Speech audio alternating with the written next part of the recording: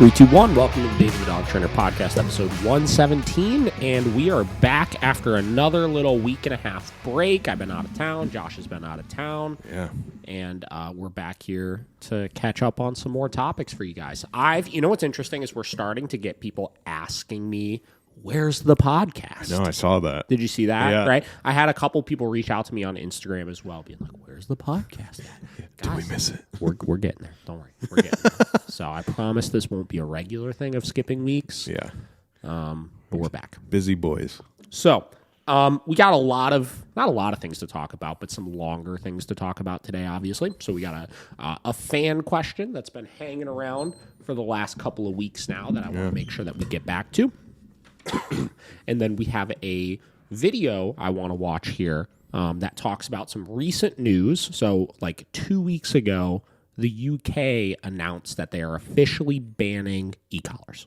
Right? Oh. And obviously that would have been a topic to talk about right away when it happened, but we were out of town, so we couldn't do that. Yeah. And our boy here made a video on it that I just think is... I was listening to it, and I was like, this is almost perfect. Yeah. So we're just going to kind of piggyback off of him and watch his and add in our commentary where we want to, and hopefully kind of share some of his message a little bit, because his podcast has been great lately. So we'll get to that. We're going to start off by this question. We got a question from Lisa here, and Josh, I'm going to have you read this question right away. It's a nice long one. It is a I'll really let you long do one. the talking, and I'll go ahead and see if I can do my best to answer it. Okay. Hi, David and the Miracle Team. Question for the podcast, if you have anything to say on it. I'm curious about affection and why it is so powerful. My current terrier/chihuahua is a rescue history of abuse. He seemed to want affection on his terms and would back/growl and nudge me to initiate, plus growl to end it. Due to aggression being shown, I've switched it around on him, so it's all on my terms now, and it's only once a day for a few minutes when he is in a calm mindset. This works for us, and we get on okay now. Things I've noticed, though. He cannot tolerate any affection from about 7 p.m. onwards. He seems to seek out affection, but at the same time, he can't handle it as his hackles go up. My boyfriend, who visits occasionally, has always given him way too much affection and baby talk, which used to end in aggression. Since having a chat, he has taken it down a notch, but now when my dog even hears his car, he goes into this insane frenzy of excitement, panting, barking, and trying to run out the door to get to him. My boyfriend doesn't give food or walk my dog, just fusses over him.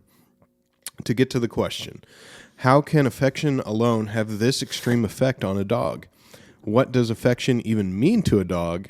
Why is it such a valued resource and almost a drug to some dogs? Any thoughts, insights, or stories on the subject? Thank you, and love the podcast. All right. So let me move this over because I'm going to need to reference it. Yeah. Periodically. It's a long one, yeah. Obviously. Okay, so this is a very interesting question because obviously there's multiple questions that we'll get to throughout it, but I don't think it's necessarily what they think, right? So the commonality of this is why is the affection... Why does that have such an extreme effect on the dog? And I think one important thing to realize is if I were to read between the lines of this, right, it is not the affection that is having an extreme effect on the dog, right? What's happening and what's causing such a extreme reaction out of the dog, if you will, is likely the lack of consequence for the miscellaneous things that the dog is doing when they get overstimulated by affection, right? So no different than, let's look at, food is a great one also that we could look at and see a lot of commonalities. So 5 minutes before I 5 minutes before I started this podcast, I just fed my dogs, put them in their kennels so that we can come up here and start it. And anybody that has a dog that's food driven, right, knows that when they go to feed their dog every day, the dog's excitement level goes to a borderline unmanageable place unless you've put in place proper structure and proper accountability for what the expectation of them is in that moment, right? So anything that the dog wants, right, they are going to try to get, and they're they're going to try to get that thing very, very, very intensely unless we teach them otherwise, right? That's normal. It's not an affection problem, right? So, so it's really the lack of accountability that it sounds like is what's ultimately confusing the dog. Now, affection is a goofy one because affection is coming directly from us, right? It's not like food where it's its own independent thing. The resource is us and how we're interacting with the dog in that moment. Now, getting to the next question here. What does affection even mean to a dog, right? Well, to every dog, it's a little bit different, right? Some dogs just really like being pet, and it's not any more, extraordinary than just they like being pet. Other dogs, it's deeper than that. It has nothing to do with the petting. What affection symbolizes is safety to the dog, right? So let's look at this dog. You mentioned, your boyfriend visits occasionally, obviously. He just kind of smothers the dog with affection, smothers the dog with baby talk. Based on everything you said at the beginning of the aggression issues you've had with the dog probably is very insecure, probably not super genetically sound, things like that. This dog is going to seek out what they determine is the safest thing for them when they start feeling uncomfortable. And safety is a resource that also we could sit down and talk about from the standpoint of that is like a drug to people also. Why would people cling to things that make them feel safe, right? Yeah. Why would dogs cling to something that makes them feel safe? Well, because if they're scared of everything else and this thing provides a sense of safety, that ultimately is going to have a very, very strong impact on them, obviously, right? Almost like a drug to some dogs. It says, why is it such a valued resource and almost a drug to some dogs? Obviously, same exact concept, right? If it's more than just being pet and it really is this sense of safety, obviously, if you have a fearful, insecure dog that doesn't feel they're getting adequate direction, they are going to cling to the thing that makes them feel the safest, right? So I don't think this is any deeper than that, right?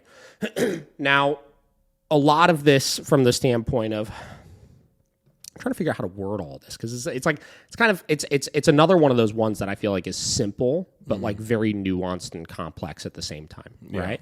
Dogs like affection, right? Dogs like being pet. Dogs like getting treats. Dogs like getting food, right? And if we leave them to their own devices around those resources, they are going to get those things as much as they want whenever they want it, right? So that's why, and they don't have this ability to like self-regulate on those types of things where like myself, like I really like food, but I understand, the implications of eating too much food or any of those types of things. So I could cognitively look at that thing and assess how much of it should I actually have, right? Dogs don't really have the ability to do that, obviously. So it's our job to help navigate those resources and teach the dog to regulate in the presence of them, right? So like I used the feeding example. When I fed my dogs, like if those dogs had no training with as much food drive as they have, it would be uncontrollable. I would be getting the food bowl out of the cabinet, right? And I would be opening the bin, and they would be diving headfirst into the bin as I'm opening it, right? And they would be grabbing a hold of the food as I'm scooping it into the bowl and like all this kind of stuff. But because we have proper training on them, I could create an alternative expectation that helps me control that thing, right? Which is just waiting for it, right? I teach my dogs not to go for that food until I give them permission to go for it. And though that's not going to change their perception of the resource, of it being something that's highly, highly valuable to them, they will ultimately understand that because I'm in control of them in the presence of that resource, they have to keep themselves under control and it won't hit a point of being super problematic, right? Same deal would apply with, let's look at your boyfriend situation here, right?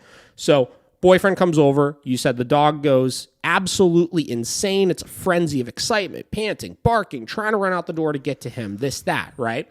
And you said doesn't give him food or walk the dog, just fusses over them, right? That's a resource. That's the equivalent of your boyfriend is the food, right? That you are about to feed your dog, obviously. But the issue is not that your boyfriend resembles a really high value resource. I want my dog to like the boyfriend, right? I want my dog to like my wife, my friends, stuff like that. Yeah. But you don't have any control over the dog in the presence of that resource. That competing motivator of him is way too strong that you don't have the ability to focus the dog in the presence of it. And some people will look at that from the standpoint of, well, okay, it's my boyfriend's fault. He needs to stop fussing over the dog. He needs to stop doing that. And though I'm a pretty firm believer that we want to manage arousal levels with things, and a part of that comes down to like, hey, can I control the other side a little bit?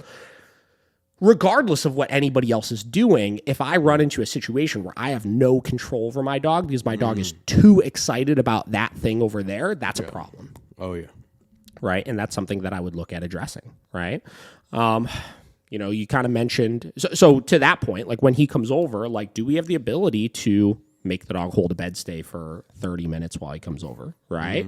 Do we have a way to hold the dog firmly accountable for not doing that thing, right? Yeah. Which is where I got to like the initial question, how can affection alone have this extreme effect on the dog, is because of the lack of consequence, right? The presence of something you really want to get to with no rules, no boundaries, no accountability creates chaos, right? If there weren't rules in the world that said I couldn't go and take whatever it was that I wanted, I would be going and buying the big screen TV and going and taking the PlayStation 5 and going to every store and buying whatever wardrobe I wanted. And I say buying, just taking, right? I would just be taking all of those things mindlessly, and it'd be like, oh, I want the car next, and I want to go and get this next, and I want to go and get that next. But because there's rules that state I can't do that, and there's accountability for that, I can manage myself in the presence of it, even though those are all things that I would love to have, right? Drive down Lake Road, you see that $5 million house, it's like, I'm just going to go take it, right? I'm just going to go get it because there's no accountability for not doing it, right? It would create a frenzy of just like, the options are endless at all times, right? So if that makes sense, right? The lack of accountability, that is the problem. Right? The lack of rules in the presence of resources, the lack of getting the dog to be able to practice discipline in the presence of resources is what manages and balance all of these things out, right? Yeah. I've said it a million times on this podcast before. My dog, Vinnie, my Malinois, is obsessed with my wife, freakishly obsessed with my wife. Right? That's just it, right? And that obsession, if there was no degree of accountability, not even just on her end, right? Yeah, if she's home alone with him, obviously it's up to her to create that accountability. But when I'm home with him in the presence of her, it's my job to make sure he could control himself in the presence of that high-value resource, right? So you've got to look at things from that light, right? The part about the affection leading to aggression, I would be very curious to know what that really looks like. You know, said the hackles up, right? The stuff like that. Like, again, using stories and examples, Vinnie, right, is a quirky dog. He really likes being pet, but sometimes if I get him too frenzied and pet him and stuff like that, he'll start turning into this like purr, growl, and then like sometimes he'll just get so overstimulated, he just kind of like will snap a little bit, right? It's like, whatever, that's him. Like, he's not doing anything necessarily wrong, but it's like that's where I know, like, all right, well, I've taken the arousal a little bit too high with him, right?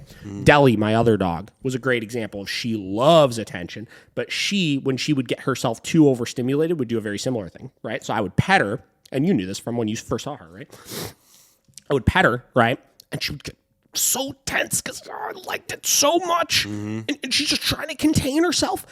And then when she hit a point where she couldn't contain it anymore, it was so funny. She would do this thing where it's like, she would just, she would like scream and just jump, right? And it's just from bottling up and containing all of that excitement, right? Yep. So I'm curious if this is a similar thing to that or not that you were seeing, right? Obviously, you mentioned affection always being on the dog's terms can create problems sometimes. Like, if the only time we're ever petting our dog is when the dog comes up to us and nudges us with their nose, and then we give them a little scratch, they are very quickly learning that they are in charge of things, right? Yep. So you've got to control the interactions a little bit, obviously. You got to put things a little bit more on your terms with that. But again, the accountability side of things is what's screwing things up in this situation. So I would be looking at right now, get your training to a much higher level. So when your boyfriend comes over, you can control that dog 10x better. And then as far as the aggression with petting and stuff, if you gave us more examples of that, I'd be able to look at that and help you understand how to work through it a little bit better. Yeah. So kind of long-winded response, obviously. Kind of went all over the place with it there. Yeah. Struggled with answering it a little bit at the beginning just because it's a little nuanced, but that's really the concept here. Is just, it's just a resource. It's like anything else. Affection isn't different than food or toys or any other high value resource, aside from the fact that it literally comes directly from us. And because it comes directly from us, we have to be even more conscious of making sure that if it starts turning into a problem, we have adequate control over the dog, so the dog doesn't just see us as a resource, right? Because that's the problem. You could just become a resource to your dog, right? Yeah. Where with food, you can give your dog all the food in the world, but you're not really the resource still, right? You may be the vehicle for the resource, right? But you're not the resource inherently. So it can make it harder to shift a relationship with the dog because of that. Yeah. So For sure. No, I think Bender basically does the similar thing when we're gone for a week. This just happened to us because he's at her grandparents while we were out of town. And then when we came back, it was like, she gets down on like around him, and then his hackles go up, and he's like, "Rawr," and her grandpa was like, "Oh, that seems scary," but it's just him like getting so worked up. And the thing about hackles is, right, like a lot of people just look at the hackles like they're aggression. Like past just this question, we talk about this so much. Hackles aren't aggression; they're just stimulation. Yeah. The dog is excited. They're amped up. Their nervous system is going like crazy, which is what causes that to happen, right? And, they're not good or bad. They're just excitement. And every dog shows excitement differently. I talk a lot about learning your dog, right? And understanding who your dog is, what the things they do mean. Because, there is something to be said about every dog is an individual and acts very differently sometimes, right? My dogs are all that way. Vera is just kind of calm, cool, collected. She doesn't really get overstimulated too much. She doesn't do a lot of really quirky things or anything like that. She's kind of your typical dog that you could read pretty well, and you could say, all right, well, a lot of those standard body language cues that people say of like tail wagging is happy, right?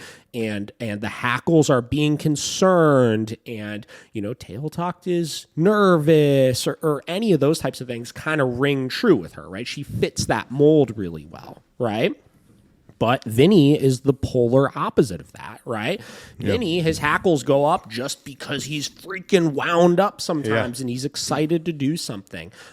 Vinnie, when he growls, in 99% of situations, it's because he's just excited and aroused and likes the thing that's happening in that moment. Yep. And the energy comes out as that grumbly, growly, groany kind of noises, right? Vinnie, tail wagging, generally speaking, means that he's very, very stimulated, but not necessarily happy. You know what I mean? Like it's just every dog is a little different with it, and you just got to get good at reading what your dog is and what all those signs mean for them. And the only way you do that is by seeing them in many different situations and being very honest with yourself about what you're seeing, right? So with the petting, when you pet this dog, right, and he wants the affection on his terms, but will bark, growl, and nudge you to initiate it, plus growl at the end of it. And then you said, due to aggression being shown, but you said he'll bark and growl and nudge you to initiate it, plus growl to end it, right? Is that growl at the end the same growl at the beginning? Yeah. You know what I mean? Is that just him saying he still likes it? I don't know. Yeah. But don't get hung up on those types of things. Learn your individual dog. So that's how I would answer this question, and that's how I would look at this. You need much better control over your dog around resources, it sounds like, particularly affection. I wouldn't overthink the why is affection having such an extreme effect on your dog. Just look at it's creating a problem, so we need to solve that problem. And then I would really be honest with yourself about, is that barking and growling really aggression? Or is it just your dog just being who they are? Yeah. So. It's a good one. Hope you liked it, Lisa. Okay, so we're going to move on to the next thing here. Okay, so we mentioned ECollars are being banned in the UK. This is obviously a big problem. Right now, in Europe, there's a lot of places that have ECollars banned, so I don't think anybody is totally surprised when they announce this. I think as of this coming February, the ban is going to be effective. And Jeff Gellman from Solid Canine Training, who we had on the podcast, you could listen to the episode with him. He does his Wake the Fuck Up with Jeff show, like freaking, this dude is podcasting literally every day. I mean, he does this podcast like 4 days a week. It's ridiculous. Jesus. But he did a really, really great episode. I was watching. I really liked it. And like I said, we're just going to kind of talk about Everyone's excited over in the UK about their banning ECollars. Good morning. Jesus Good morning, everybody. How are you? What is going on here? Hold on. Good. All right, we're back. I fixed it. All right, here we go. Everyone's excited over in the UK about their banning ECollars. And I get it. There's a lot of countries that ban ECollars. I fully understand the passion behind it. I truly do. It's all under the guise of the welfare of dogs, to not harm dogs. The problem is they don't harm dogs. That's the problem, is that there's a lot of misinformation out there that just is designed to they're outright blatant lies. And I'm going to go through a couple of things. I'm just going to go through it's from the Independent over in the UK, and they're pretty much all the same. The Kennel Club has been trying to get this to pass for the last 10 years. It took them 10 years to do it. Congratulations, you finally accomplished what you wanted to do. Now, let's see if you can come up with an alternative to keep dogs from being killed, because you're going to see a lot of dogs killed. I've been talking about this for years. So they've been working on it for 10 years. I've been talking about this for longer than 10 years. So people in the U.S., I just want you to know, ECollars will be banned in the United States at some point. I just want you to know that. All dog sports will be banned in the United States. I want you to know that. Dog sports in the UK will be banned sooner than the U.S. Trust me on this, particularly when people say that. Bite work banned. Dogs, all your dog sports banned. Mondio ring, IPO, all that stuff banned. It's all going to go away. Because nobody speaks up. You got 1% of the population screaming and everybody else afraid to speak up. So start speaking up. And again, we're gonna pause this and start talking right off the rip. He gets pretty passionate in this one. I'll tell you, I listened to this one in the drive-through at Chick-fil-A while I was getting my lunch. Dang, I was listening to it. Chick-fil-A got a grilled chicken wrap there, very delicious, very delicious. Anyways, and I was kind of getting fired up listening to it, because here's the thing: one big point he comes back to a lot in this is this idea that nobody's saying anything. Right? It's true. Here are the people that I see on the internet talking right now. Force-free folks, right? Which entire pages with hundreds of thousands, sometimes millions of followers that aren't saying anything aside from this is why these things are bad. They're not saying how we could help. They're saying this is why these things are bad. This was the whole debacle with Zach George when we saw all of that stuff, right? Where doesn't show how to actually train the issues, right? Just says how we're training and actually solving the issues is bad, right? Yep. And then the other people that are speaking up are this group of balanced dog trainers that are doing everything in their power to try to consequently mislead the other side into why ECollars are this thing that they're not, which is, we've talked about again, a positive tool and so nice and so friendly and this and that, right? And there's so few people that are talking about, hey, these results we're getting are because the dogs don't like the e-collar, right? And because we could use it in a strategic way in order to stop unwanted or dangerous behaviors. Yep. Right? And the largest group that is not speaking up right now that I think really needs to is dog owners. Yeah. Trainers can sit here and have this debate all day long, but there are hundreds of thousands of people out there that use e-collars that make their life infinitely better. Yeah. And they're not saying anything. Nope. Right? And in the UK, we're starting to see groups of people. And this is the thing, is I think as trainers, we need to start, I don't necessarily fault the owners for it, because in a lot of cases, I don't necessarily know if they know that these tools are really on the brink of being completely banned. It's true. I don't know if they necessarily know. right? So I just encourage everybody, right? Owners, trainers, stuff like that, who have had these good experiences to begin talking about all of the pluses that they've added to their life if we want any sort of fighting shot at this. It's interesting. I was in Connecticut when this ban happened, right? And we were having the night of the Kentucky Derby last Saturday, right? And we were having a little get together, and one of my wife's mom's neighbors was over, who has a dog, right? And I met them a couple times before, and they e-collar trained their dog. They just did it on their own, right? And they obviously know I'm a dog trainer, and they're asking me questions, and we're just chit-chatting and stuff like that. And I was like, oh, yeah. I mean, I was like, yeah, just today or yesterday, I was like, e-collars just got banned in the UK, right? And they're like, what? Yeah.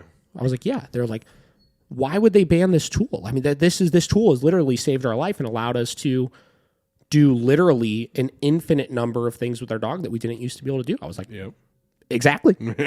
But regular people like that need to start sharing their experience with things. Yeah. No, you're right. But you also make a good point that regular dog owners, they're not hip to what's going on. Yep. And I feel like how they attack this too, like probably in the UK as well, I feel like it kind of flew under the radar for most people. Sure. And it just got passed. Yeah. So let's keep watching.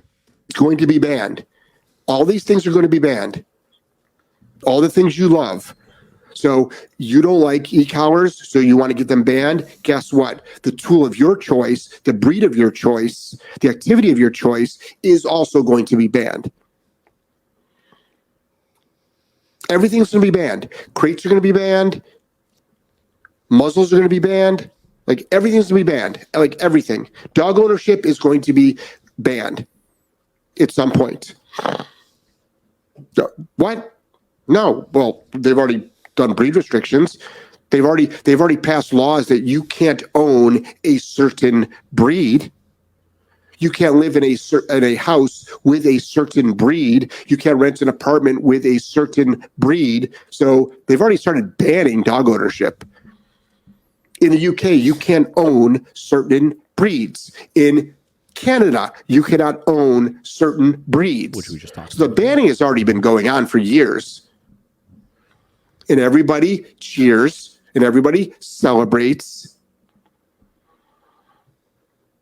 But so here's a little bit of information, and I'm going to answer your questions. Don't worry. So just from the press release alone, it's like people have got to start realizing how people control their minds. Anyway, this is Jeff Gelman of Solid Canine Training. This is the Wake the Fuck Up with Jeff show, and I'm on every Monday through Friday with this podcast at 8 a.m. Eastern Standard Time, and we stream live on Rumble, on YouTube, and on Facebook. And if you're not joined my Rumble channel, please join my Rumble channel. All right? Because pretty soon, that's all I will probably be on is Rumble. I'm starting another podcast called Common Sense Talks, which is exclusively on Rumble only. Separate from dog training. Dog training is not my life. My life is just what I'm passionate about, and all of you should have something you're passionate about. So this is how it's titled. This is how everybody over there has titled their article. England to ban cruel dog training device after a 10-year campaign. So right off the bat, they're already trying to control the narrative. Mm-hmm. So I would imagine they would say England to ban helpful dog training device, England to ban life-saving dog training device. That doesn't get eyeballs. That doesn't get signatures. That doesn't get signatures. And they go into the guise of like, it's cruel. So even the way they word things, such as this, well, first of all, they say it's a historic moment for animal welfare. Yes, in the negative. And if you don't want to use e-collars, don't use them. But if you don't know everything about them, do your research. Literally research. I just want everybody to think for a minute, because I truly have thought about this before, right? I want everybody to take a minute and think about if you've done e-collar training with your dog, And if that tool has been massively beneficial for you, think about what your life was like before it. Think about what your life is like with it. I've said this before. I live where there's a golf course behind my house, right? On off hours, during the winter, stuff like that, we'll go back there and we'll just run. Dogs off leash, hanging out. We're surrounded by busy roads, right? Busy roads are within eyesight. Like realistically, if the dogs wanted to, they could run towards those busy roads and hypothetically get hit by a car, right? Yeah. They could just be free. I don't have to micromanage them. They're never happier than in that moment, right? And if e-collars were banned here right now, right? Even though my dogs are highly trained, even though my dogs will listen without an e-collar on, I would not feel comfortable or safe providing my dogs that joy that they love so much right in my backyard, because I wouldn't have the insurance of being able to guarantee that I could keep them safe from getting hit by a car or running and chasing a deer, which they don't chase deer. Yeah. They don't. But they're dogs. What if they decided to chase a deer? Yeah. What are you going to do about it? So I have to live life restricted to them. The force-free trainers will say, well, you keep your dog on a long line then. Well, my dogs run 100 feet away from me. Do I need a 100-foot long line? Well, yeah. Okay, well, I have 4 dogs. So I need 4 100-foot long lines? What happens when they get tangled up and then they're running in opposite directions, and that because they're running full speed because they're having the greatest time of their life, one of them gets tangled up and wrapped around their neck and boom, pulls really hard and a dog gets injured from it. I mean, this is the reality. You know what I mean? Like you can't, like what I can do with my dogs, you can't safely. And when I say safely, I mean giving yourself, yes, e-collars are not 100%. Yes, people said your batteries can fail, right? It could malfunction, this, that, whatever, right? But with 99.9% certainty, I could keep my dogs 100% safe with 99.9% certainty because of that tool. And I could give them the freedoms that you could only wish to have with your dogs, and a lot of our clients as well. Yeah. So just think about that, right? And think about that in a lot of these places where they're banned, if they catch you using them, they could either take your dog from you or fine you such unbelievable sums of money that you wouldn't be able to pay it. Just think about that. Because the way that the media portrays them, and I really don't care if you use them or not, but if you're struggling with your dog and you can't find a solution, well, then you're not looking for all the different solutions. We have a solution 99.99% of the time to help with your dog. I mean, there are people out there that can't even walk their dogs, let alone deal with resource guarding, separation anxiety, leash reactivity.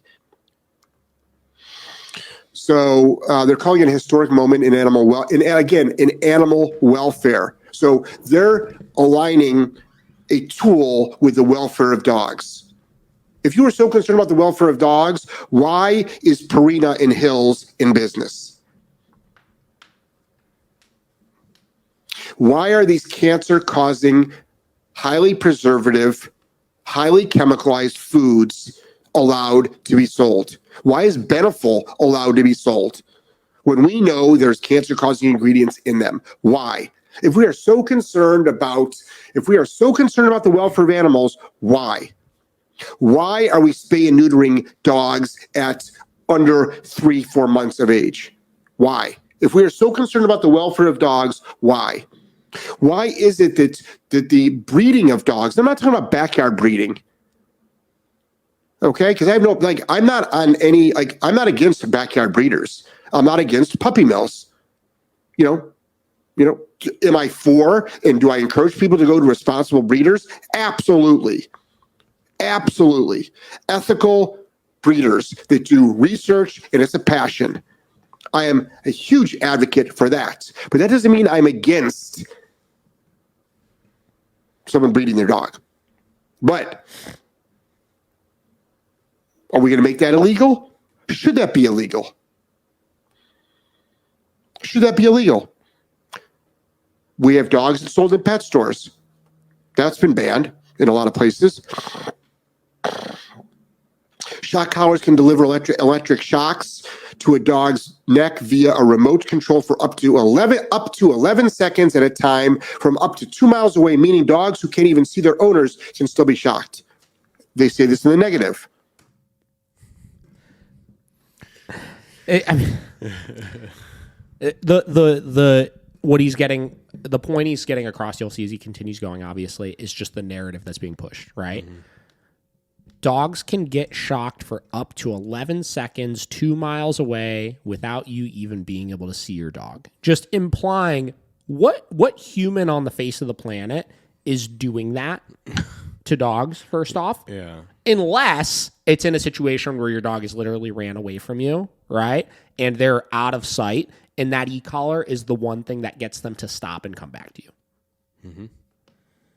Uh-huh. Okay, here we go. Listen to how this is worded. The Kennel Club estimates that up to 500,000 dogs, that is 500,000 dogs, stand to benefit from this ban on shock collars. That means there's 500,000 people that are using them right now. Mm-hmm. Do you think those people would be using them if they weren't helping them? Right. So you're saying 500,000 dogs will benefit and 500,000 owners will live a shittier life with their dogs. Yep. Oh.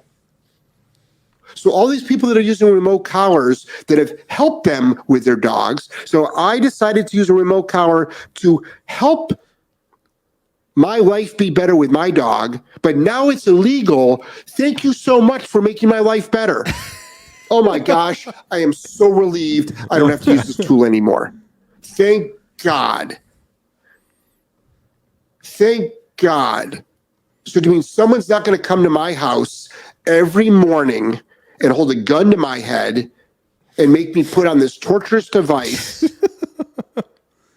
and I don't have to do that and I don't have to shock the fuck out of my dog anymore? Oh my God. Thank you for banning this.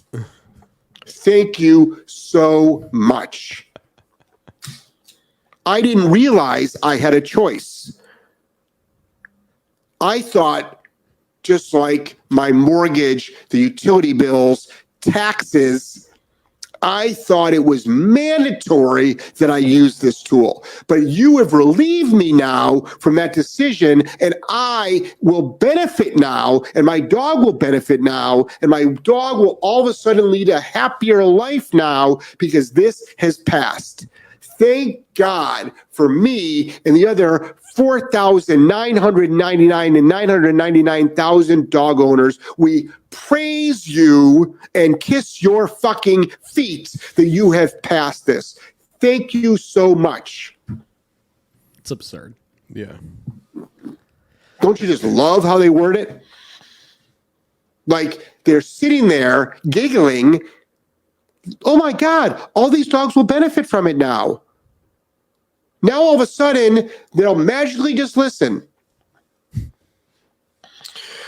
they talk about all the other countries that ban them. Big fucking deal. Guess what, guys? Ritz crackers are banned in 8 countries. Okay? Women can't go to school, can't vote, can't walk out in the streets. Homosexuality is illegal in many places. Don't give me this fucking shit about how e-collars are banned. Many items are banned.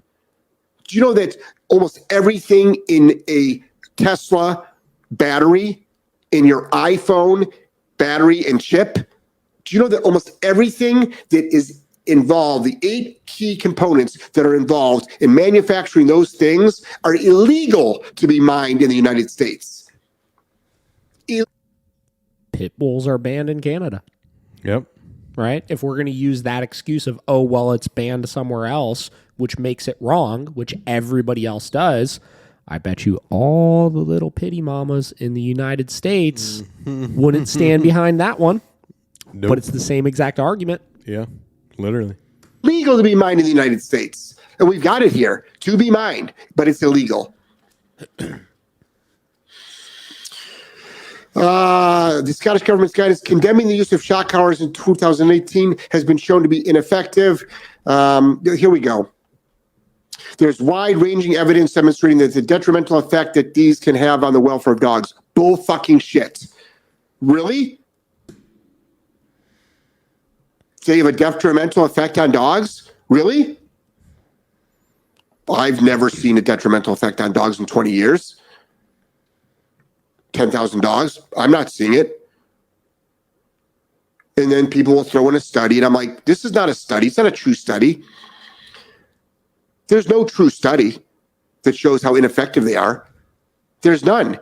They don't exist. Show me a true study, a real study, and show me some third-party scientists that can analyze that data that said this is an actual study. They'll fucking call it bullshit. Don't forget they said COVID vaccination works. Do not forget that. Oh boy. Gotta toss that one in there. Yeah. They lied to your fucking face. More money was dumped into COVID research than fucking ECollar research, and they said that was effective. Now you're going to fucking believe them that ECollars are not effective? Bullshit.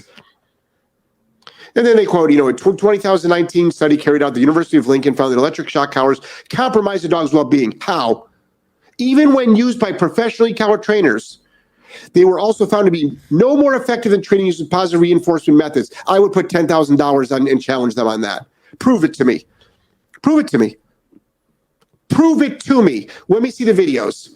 Someone send me the videos. How did you do the study? $10,000. Prove it. Prove it to me. Show it to me. Not the study, the videos. I want to see a skilled ECollar trainer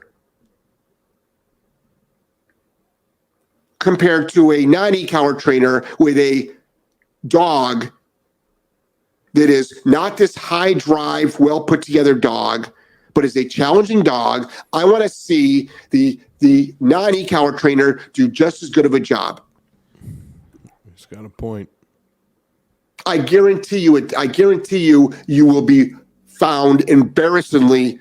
I mean, we just see this forever. I mean, like, not to get back into the fucking studies, but like all these studies, when they talk about like the well-being of the dogs and the welfare of the dogs, they're measuring cortisol levels. I mean, that's virtually all of them is the dogs have elevated levels of cortisol, right? Meaning they're a little bit more stressed out, right? The problem is, right, because we got a video that kind of started going a little haywire on Facebook recently that is of this dog that we worked with, right? And this dog was one of like the most anxious dogs I think we ever worked with in the last probably 2 years. Right. I mean, it was actually absurd. Right. Yeah. He's this little like beagle mix. He's kind of older and stuff. All right. So unbelievably reactive. So unbelievably anxious. Mm-hmm. I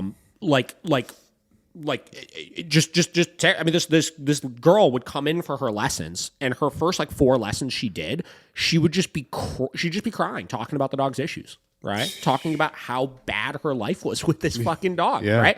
And I bet you if you measured that dog's starting cortisol levels, they were through the goddamn roof baseline. Fuck any training that hasn't even been done yet. This dog baseline was just so fucking stressed out of control, right? And this was a hard dog, man. It was one of Bridget's clients, and she asked me to kind of help her out with it because he was a fucking challenging dog. And he was a challenging dog for me. I mean, like, I had a hard time with this dog initially, right?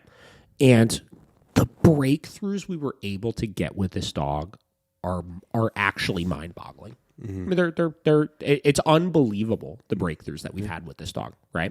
She couldn't have people come over her house. She couldn't take this dog for a walk because he would panic and just try to dart or try to take off after things. I mean, if we would take him from inside of our training facility to out in the parking lot, the second we got out in the parking lot, the digging into the leash so intensely, trying to scramble to get away from stuff or get back to the car or whatever, because he was just so panicked. Yeah. I can't even really explain how bad he was. Yeah. Right? And now she takes him for enjoyable walks all the time. She has guests come over her house. She couldn't do his nails. He would try to attack you over doing his nails, right? Just out of a sheer frenzy, right? Bridget did a session a month ago or something like that where she was able to do all his nails. No problem. Let her do all. I mean, just, and we posted a video from like one of our, like maybe our 9th session or something like that, where we were at the house and we were working on him holding a bed stay, like in the presence of some things that like typically would freak him out. Yeah. And he was clearly stressed out on the bed, right? Yeah. But he was keeping himself under control. People were freaking out. Look at what your training did to that dog. Look at what your training did to that dog. And they just have no, and if that would have been in a study, they would have been like, look at the cortisol levels of this dog. Look how stressed out he is. It's because of the training.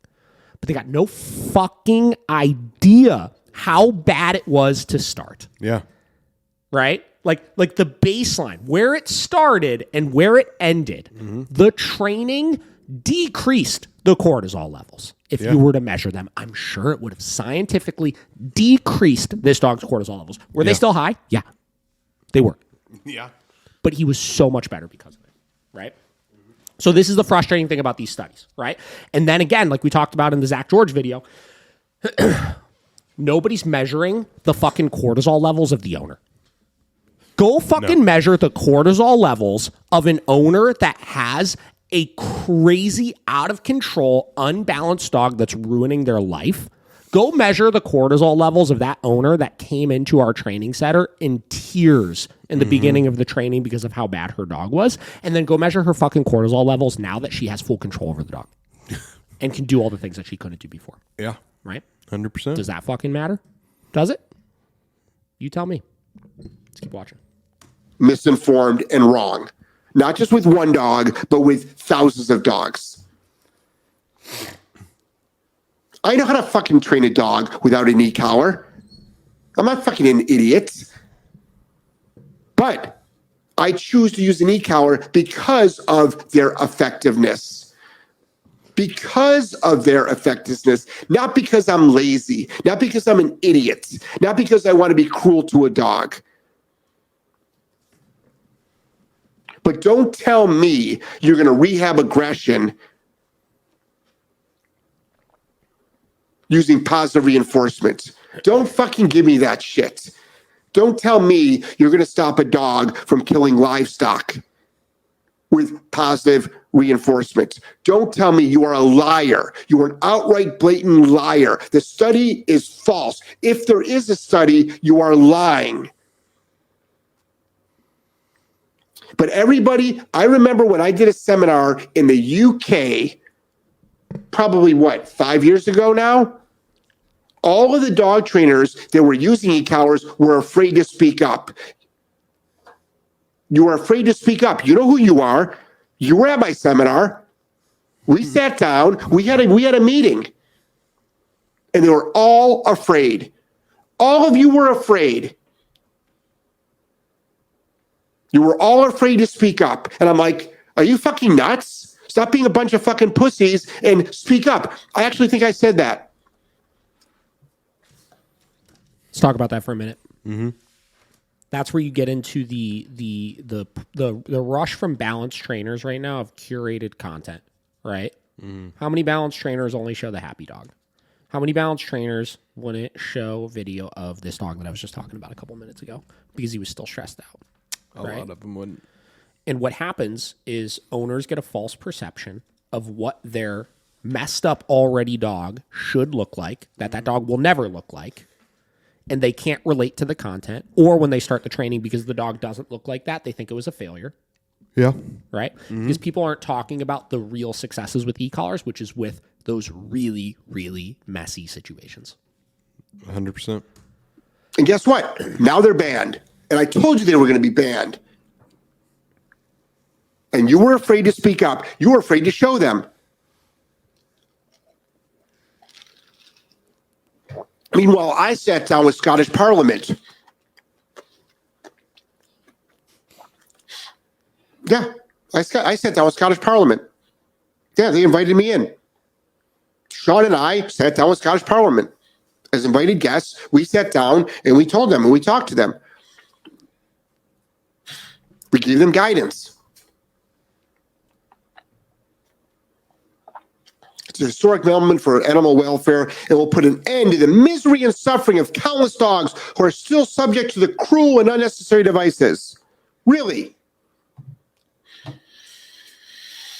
Okay. 500,000 dogs are subjected to this cruel devices. What do you think? How many more dogs are going to die now? How many? How many dogs are not going to be able to go out of the house anymore? How many more dogs are going to have a limited life? How many families are going to struggle by not allowing guests in their house? How many people? And to say that positive reinforcement training is as good, if not better, bull fucking shit. You're a liar. And you know what? I'm sorry. If you're listening to that actress from the UK, she's an actress, by the way, not a dog trainer. She's an actress. There was a casting call. Do your research. Look up the lawsuits. Okay? Look up the lawsuits. Look into her for who her first production company was. It's all documented. It's all there. It's all available. I'm not going to do the work for you. Look it up. About the casting call. Talk to the people that were at the casting call. Talk to the true person that this show was actually designed for, but was not as skinny as her, so it wouldn't have made as good TV. So they did a casting call. Look it up. But now this is your expert who actually hasn't trained a dog. Just looks really good. Well, not to me, but in thigh-high leather boots with a big fucking mouth. There is simply no excuse for using these devices. Sure there is, which cause physical and psychological harm. Really? Prove it. Prove it to me. Prove to me that they cause physical harm. Let's just break it down. What physical harm does a e-collar, shock collar, remote collar cause? I want a vet, a board-certified vet, to explain to me what physical harm they cause. Explain to me. Prove it to me. Not your opinion, fact. I want to see factual evidence of physical harm out of the 500,000 dogs in the UK, how many have been harmed by them? And then I want to know because it's only 5%. So now you got 95% of dogs in the UK who are not using them supposedly. I want to know what kind of harm happens to them. How many of those dogs get hit by cars?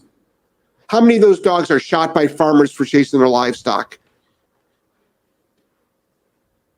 I want to know what physical harm comes to those dogs compared to the physical harm that comes to the 5%. Prove it to me. I'm waiting. Seriously, send it to me. Not an opinion piece, not the one dog you know, but I want to know quantities. If we're going to pass a law, we don't pass a law based on one or two. That's not how it works. Whenever you're making a legal decision, you need to think about the quantity of people. How many families, not just you, not just your neighbor, not just your personal opinions.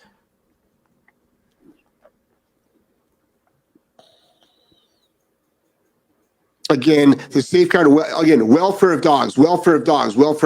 We'll see, guys.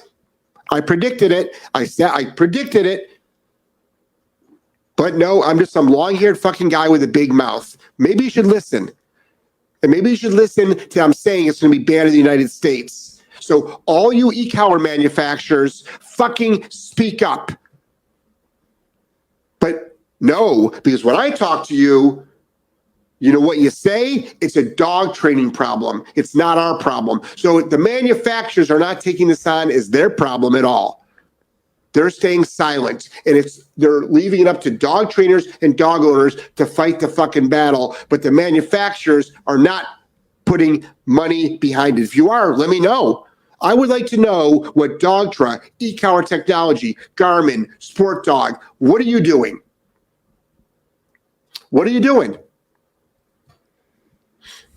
What are you doing to make... That is such a massive point, man. I mean, just as country after country after country bans these, what the hell? Yeah, what do you think is going to happen to your profit margins? Yeah, when it's illegal everywhere. Yeah. I mean, right now your biggest buyer of it is got to be the United States, obviously. You know? Yeah. So it's like, if they do get banned in the United States, your livelihood goes away. You're massive companies. Mm-hmm. You guys are massive companies. And that is a great point, right? Like, so I think the biggest thing that's missing right now when it comes to like helping us get past some of these things is because they wanna keep talking science, obviously, right? There needs to be some way, and the e-collar manufacturers obviously have the most money out of anybody to do this. They need to start presenting studies backing up their claims. Yeah. They got to figure out a way to put in place a scientific study that is going to show the benefit, the long-term benefit that these tools will provide for people. Yep. That's it, right? Mm-hmm. Because every single one of those studies that obviously the force-free trainers use, one, they're short-term studies, right? They just look at, in the moment, the actual training, right? Or two, they're opinion pieces, right? They surveyed, hey, did you have a good experience with your positive reinforcement training? Yeah. Hey, did you have a good experience with your positive reinforcement training? Right? Or they're just heavily, heavily biased, and they're looking for information to validate a point that they're making. So we can do the same thing, right? Mm-hmm. Let's look for information to validate our point of the long-term benefit that they're having, right? But you need money in order to do them. And e-collar manufacturers, you guys are the best people to do that. Sure, these tools are not banned in certain countries. Because if you cannot go toe-to-toe with some animal group, are you fucking serious? You guys are multi-million-dollar companies. If you can't fucking go toe-to-toe, if you can't get lobbyists in there, if you can't do your put money behind real research, really? What the fuck are you doing? You're going to leave this in the hands of us? Of trainers to fight the fucking battle? Of dog owners to fight the battle? Is that how it works?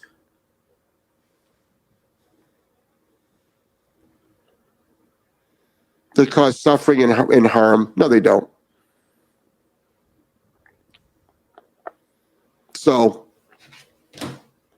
congratulations, UK. I applaud you. I applaud you. But all you folks, more is coming down the pipe. More is coming down the pipe. Okay? Just like the fucking masking. All right? More is coming down the pipe.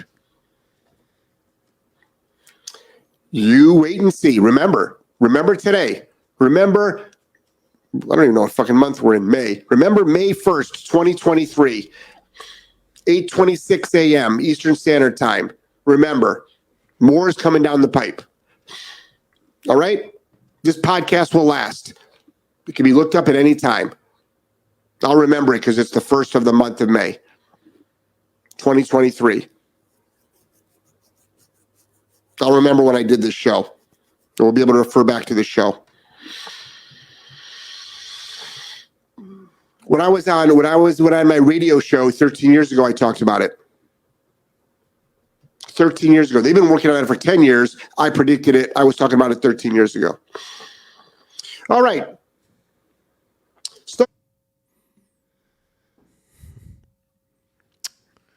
So there's not a whole lot more to say about it, right? I mean, I think that was a good breakdown of the frustrations that I think many trainers are feeling about things.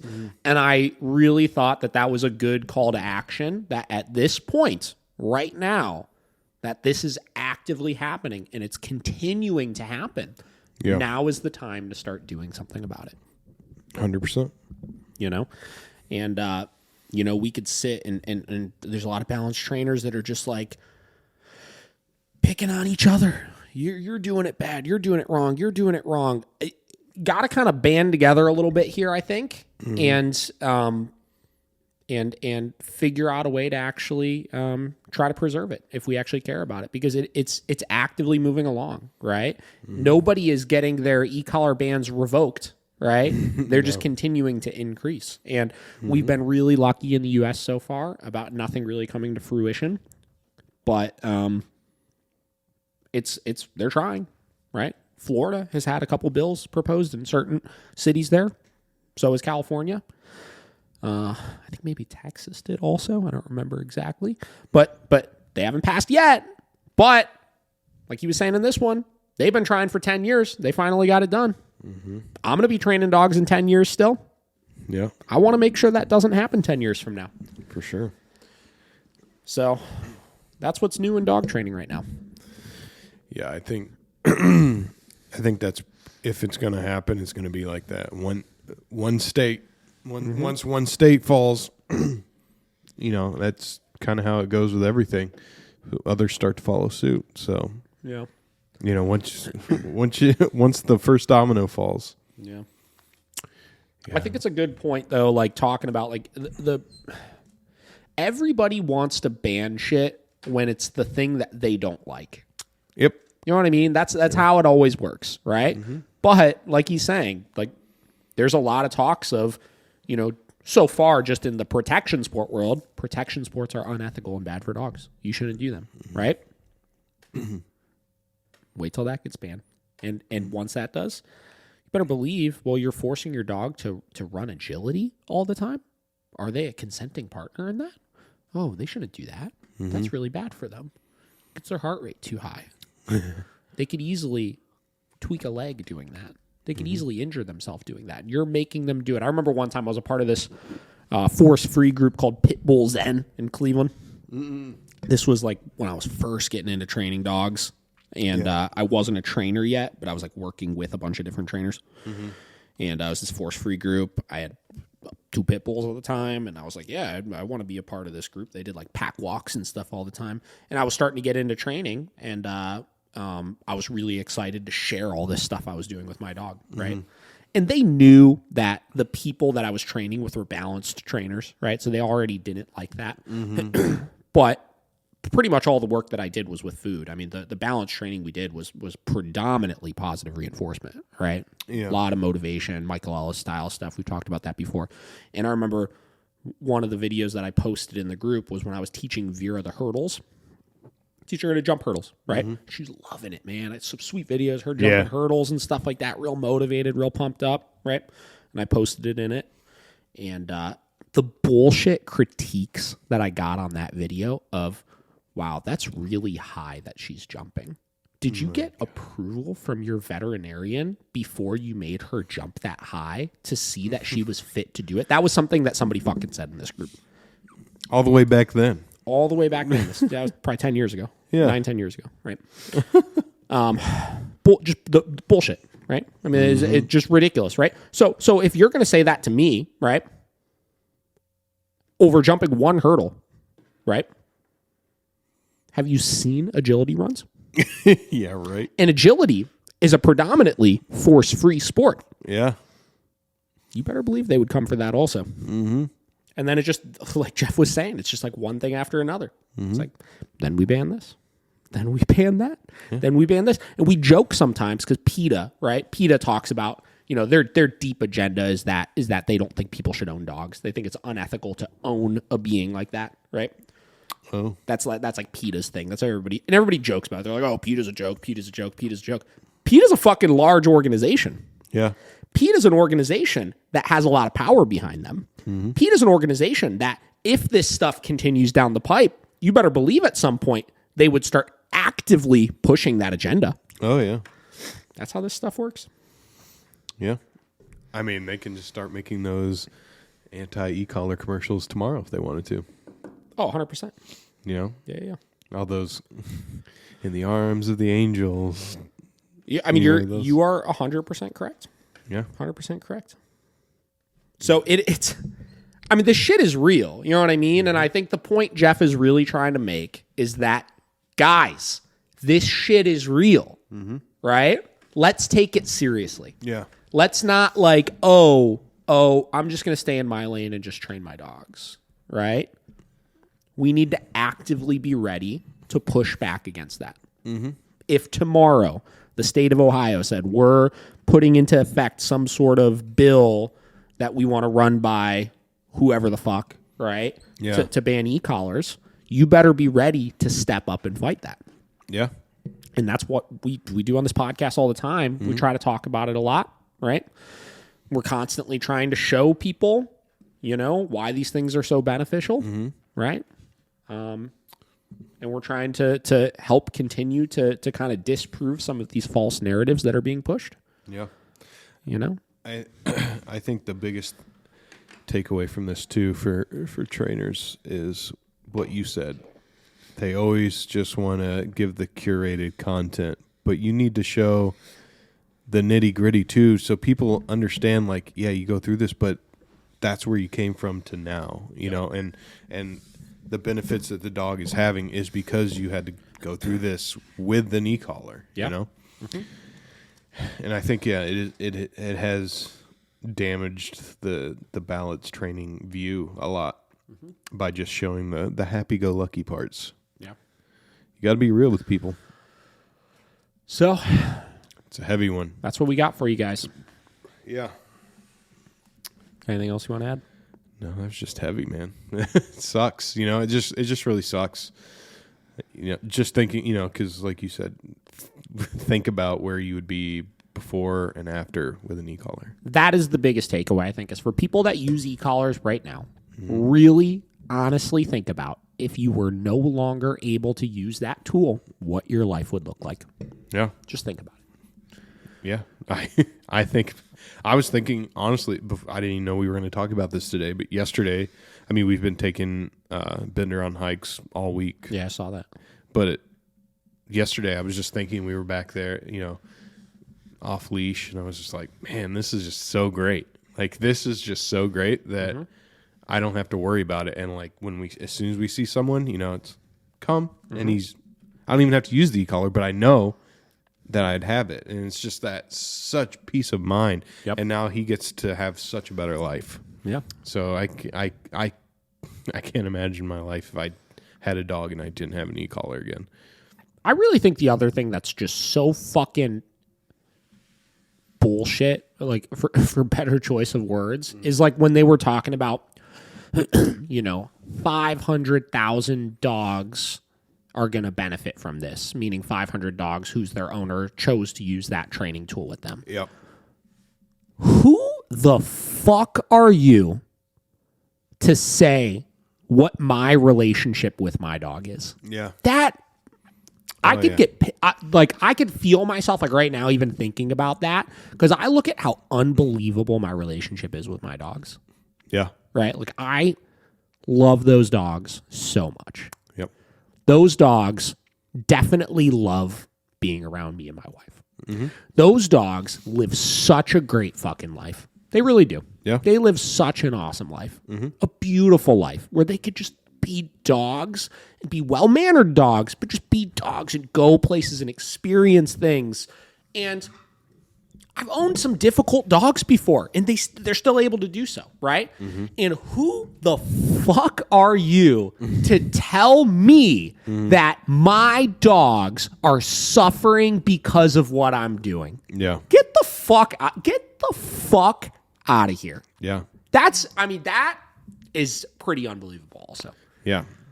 Pretty fucking unbelievable. Just even that number, like 500,000, families, individuals, whatever, that have dogs that, your life is about to be turned upside down in February? Is that when it goes into place? Like, that sucks. And just think about here. That's just in the UK. Imagine here in the United States, there's got to be millions of families that are using e-collars. I would say probably quite a few. So it's you're really gonna fuck that many livelihoods up with their relationship with their animals. Yeah.